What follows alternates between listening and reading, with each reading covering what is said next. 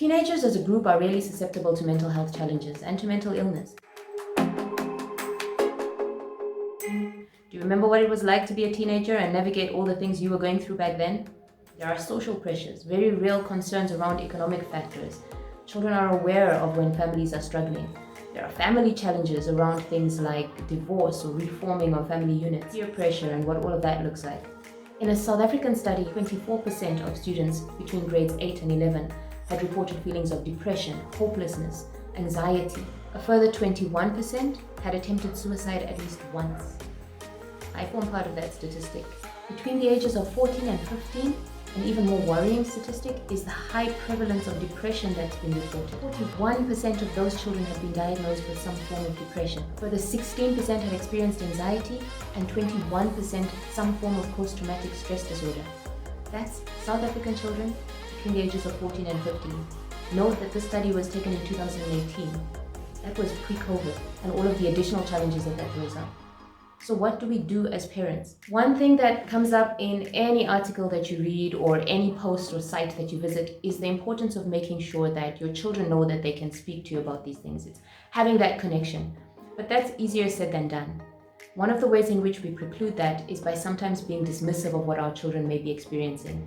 So a child says they're feeling sad or that they're having difficulty dealing with something. And our reaction is sometimes one that's a little defensive, where but I give you everything you need. We're trying to say we're doing our best. An important point to note is that we each experience challenges differently. Where your child is and what they may be feeling is true and valid. And the biggest gift that we can give them is to believe them when they say it. To do that requires that we manage our own responses a little bit.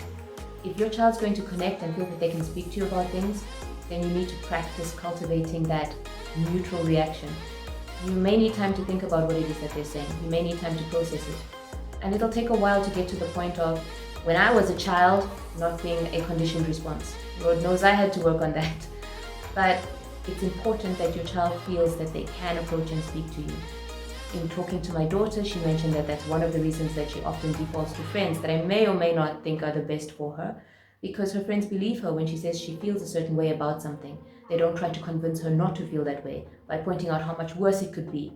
Trust me, we all know everything could be worse. What many of us would most benefit from when we're being vulnerable and exposing a need that we have is to be believed, and that the person listening to us is doing so with empathy and trying to connect with what that means to us. The second point in that is educating ourselves. So making sure that we're aware of or familiar with some of the things that our children may be experiencing. Sometimes your child will tell you something and your initial reaction is one of horror. It's, I have not experienced that. What do you mean your friend said? It's really important not to place the responsibility of educating us as to how we should be reacting in a positive way on the person we're trying to support. So there are lots of resources. There's a really great one that I came across. It's a Canadian site. But there are sites that we can use to educate ourselves and to be better prepared to have these conversations. Something that is important not to neglect, because we may not have had this model for us. Often, parents, we've never had these conversations with our own parents. We're not really prepared to have them with our kids. So making sure that we are ready can make it a little easier for us to respond in a way that's seen as supportive and open, and make it more likely that our children continue to speak to us. And the last and most important point that I want to share is the importance of getting professional help when it's needed. Therapy is something that has often carried a stigma, and many times we approach things from a point of centering ourselves as parents. My child should not be going through this. I've done everything that I can. No, I'm sure they'll get over it.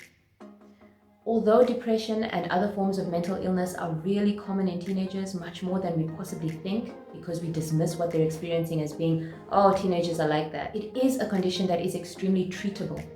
We can help children who experience these things, but the likelihood of success of treatment and intervention is diminished by us taking the longest time to respond to or recognize the need for professional intervention.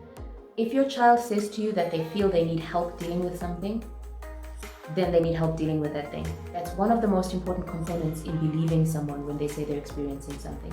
Professional therapy is the most effective and powerful form of intervention that you can take to support your child. We won't always get it right, and there'll be many times we have to apologize, backtrack, take stock, and try to do better. It's all about connection. We all as humans need that. I hope that this video has helped you to find ways to connect with your child and given you some ideas of what are the things that you could look out for in trying to be supportive and more active in your child's life. If you are someone who's needing help and support, please have the courage to reach out. Even in a moment when you don't feel it's as important, putting those support structures in place may make all the difference between you being able to scale the next hill or feeling stuck at the bottom of it. Take care of yourselves and stay safe. See you soon.